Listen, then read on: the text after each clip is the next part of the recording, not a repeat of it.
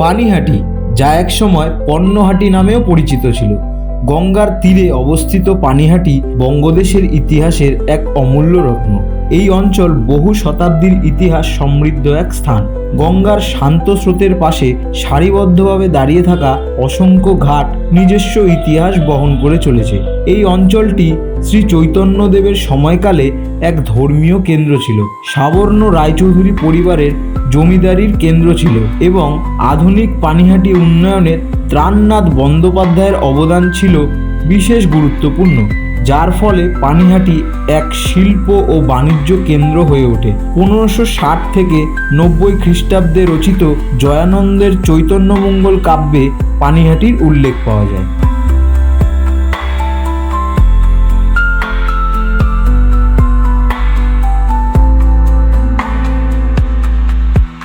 পানিহাটির বারোমন্দির ঘাট একটি ঐতিহাসিক স্থান।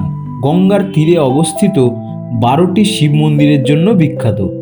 1213 বঙ্গাব্দে বাঙালি ইঞ্জিনিয়ার নীলমণি মিত্র তৈরি করেন। এই ঘাটটি হরিশ্চন্দ্র ঘাট নামেও পরিচিত।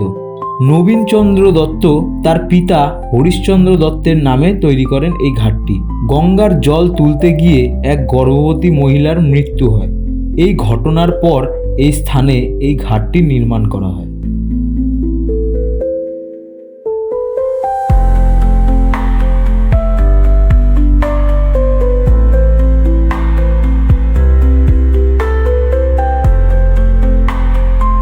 পানিহাটির ত্রাণনাথ কালীবাড়ি ও গঙ্গার ঘাট একটি প্রাচীন ও ঐতিহাসিক স্থান। মূলত ত্রাণনাথ বাবুর নামে পরিচিত এই ঘাটটি। তিনি এই কালী মন্দির ও সংলগ্ন গঙ্গার ঘাটটি সংস্কার করেন। এই ঘাটটি ভবানী কালীবাড়ি নামেও পরিচিত। এখানকার অসংখ্য ঘাট ঐতিহাসিক সাক্ষ্য বহন করে চলেছে।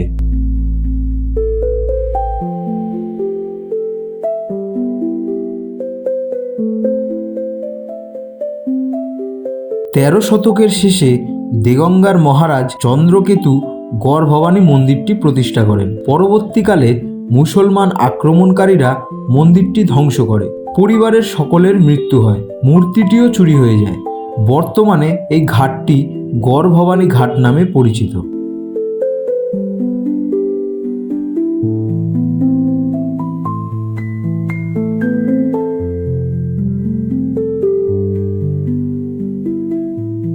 পানিহাটির মহোৎসবতলা ঘাট শ্রী চৈতন্য মহাপ্রভুর স্মৃতি বিজড়িত এক ঐতিহাসিক স্থান।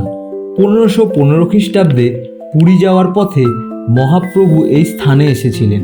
এই স্থানে প্রায় 700 বছরেরও বেশি পুরনো বটগাছের নিচে মহাপ্রভু শ্রী চৈতন্যদেব নিত্যানন্দ গোস্বামীকে দণ্ড হিসাবে বৈষ্ণব ও গ্রামবাসীদের দহি চিড়ে খাওয়ানোর নির্দেশ দিয়েছিলেন, যা পানিহাটির দণ্ড মহোৎসব বা দই চিড়ে উৎসব নামে পরিচিত।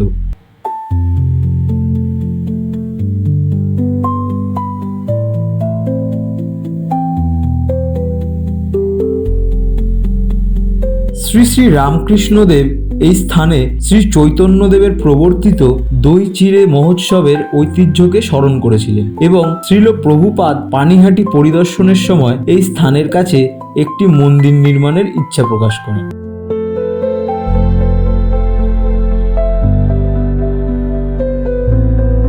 নন্দলালদা নামে এক ব্যক্তি 1922 সালে গঙ্গার তীরে তারকেশ্বর ও গঙ্গাধর নামে দুটি শিব মন্দির প্রতিষ্ঠা করেন।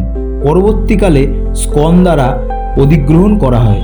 এটি শ্রী চৈতন্য মহাপ্রভুর স্মৃতি বিজড়িত বৈষ্ণব ও শাক্তদের ঐতিহ্যের মিলনস্থল।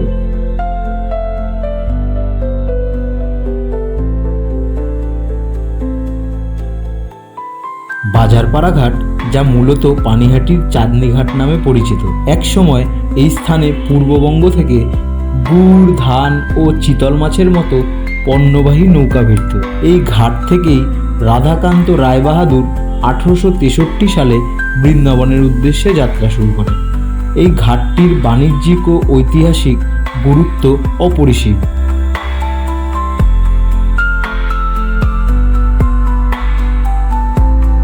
এই রাসমঞ্চ প্রতিষ্ঠা করেন সাবর্ণ বংশীয় শ্রী গৌরীচরণ রায়চৌধুরী মহাশয়।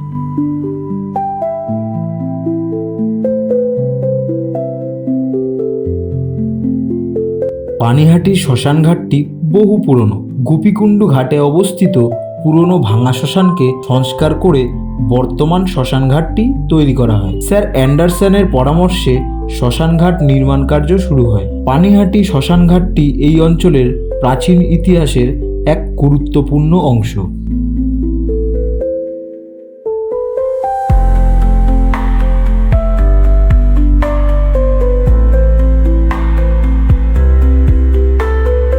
ইস্টার্ন পোর্টল্যান্ড সিনিয়র্স পার্ক মূলত আধুনিক নগর উন্নয়নের সময় গড়ে ওঠে। এই পার্কটি মূলত স্থানীয় প্রবীণদের জন্য নির্মাণ করা হয়।